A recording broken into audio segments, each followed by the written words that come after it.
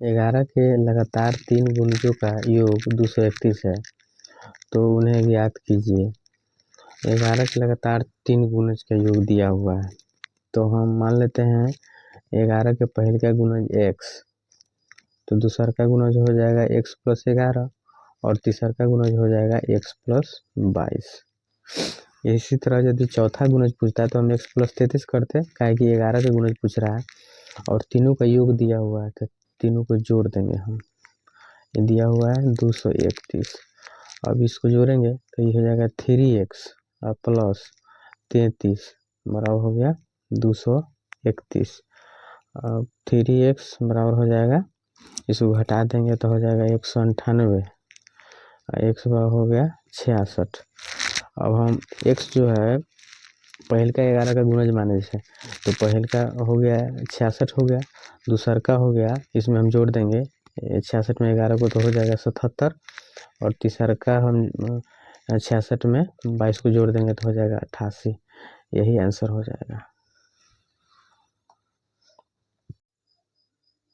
रवि के पिता की वर्तमान उम्र रवि के वर्तमान उम्र के 3 गुने से 5 वर्ष अधिक है।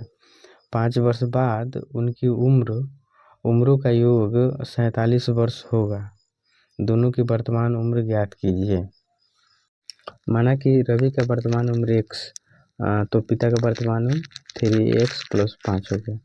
अब कह रहा है 5 वर्ष बाद उनकी उम्र का योग 47 वर्ष होगा, तो 5 वर्ष बाद दोनों की उम्र में हम जोड़ेंगे 5 वर्ष, तो रवि का वर्तमान उम्र x है, तो 5 वर्ष बाद इनका उम्र हो जाएगा और उनके पिता का वर्तमान उम्र 3x प्लस 5 है। इसमें भी 5 जोड़ना है, क्योंकि 5 वर्ष बाद दोनों की उम्र का योग 47 वर्ष दिया है, दोनों का योग जो है 47 कर देंगे हम। ये हो गया 3x x 4x अब प्लस हो जाएगा 15 बराबर हो गया 47, तो 4x बराबर हो जाएगा 32 और x बराबर हो जाएगा 8। अब दोनों की वर्तमान उम्र पूछा जा रहा है, तो रवि के वर्तमान उम्र x माने थे, तो रवि के वर्तमान उम्र हो गया x और ये रवि का हो गया और ये पिता का हो गया 3x प्लस 5 है, तो 8 3 24 और 5 29 साल हो गया। यही आंसर है। बिल्लू के पास 1 रुपया 2 रुपया एवं 5 रुपये के कुल 160 सिक्के हैं, जिनका कुल मूल्य 300 रुपया है। यदि 2 रुपये के सिक्कों की संख्या 5 रुपये के सिक्कों की संख्या की तिगुनी हो तो उसके पास प्रत्येक प्रकार के कितने सिक्के हैं। कह रहा है यदि 2 रुपये के सिक्कों की संख्या 5 रुपये के सिक्कों की संख्या की 3 गुनी है, तो हम मान लेते हैं, माना कि 5 रुपये की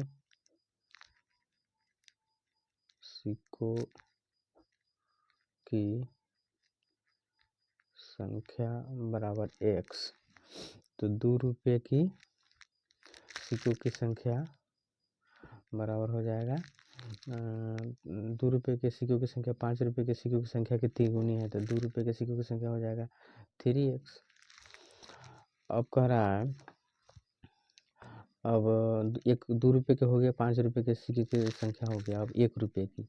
अब 1 रुपये की सिक्कों की संख्या निकालना हो तो टोटल 160 सिक्का दिया हुआ है, तो टोटल 160 सिक्का में से हम 5 रुपये के सिक्कों की संख्या और 2 रुपये के सिक्कों की संख्या को घटा देंगे तो हमको 1 रुपये के सिक्कों की संख्या पता चल जाएगा। तो 3x और x 4x इसको हम माइनस कर देंगे तो हमको 1 रुपये के सिक्कों की संख्या पता चल जाएगा।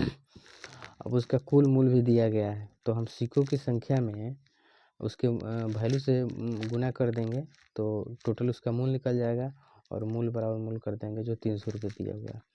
तो 5 रुपये के सिक्कों की संख्या x है, तो x गुने 5 अब प्लस 2 रुपये के सिक्कों की संख्या 3x है, तो 3x गुने 2 अब प्लस 1 रुपये के सिक्कों की संख्या दिया हुआ है 160 अब माइनस 4x, इसको हम 1 से गुना कर देंगे बराबर 300 रुपये दिया हुआ है।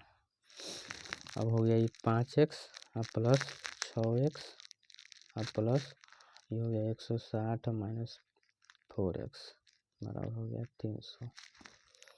ये हो गया 6 5 11x अब प्लस 160 माइनस 4x बराबर हो गया 300।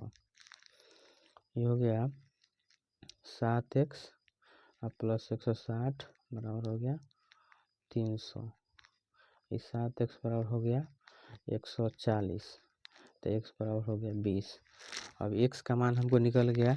x का मान हम 5 रुपये के सिक्का को माने थे, तो 5 रुपये के सिक्के की संख्या निकल गया 20 और 2 रुपये के सिक्कों की संख्या है 3x, तो 2 रुपये के सिक्कों की संख्या हो गया 3 गुने 20, ये हो गया 60 और 1 रुपये के सिक्कों की संख्या हो गया 160 माइनस 4 गुने 20, ये हो गया 80।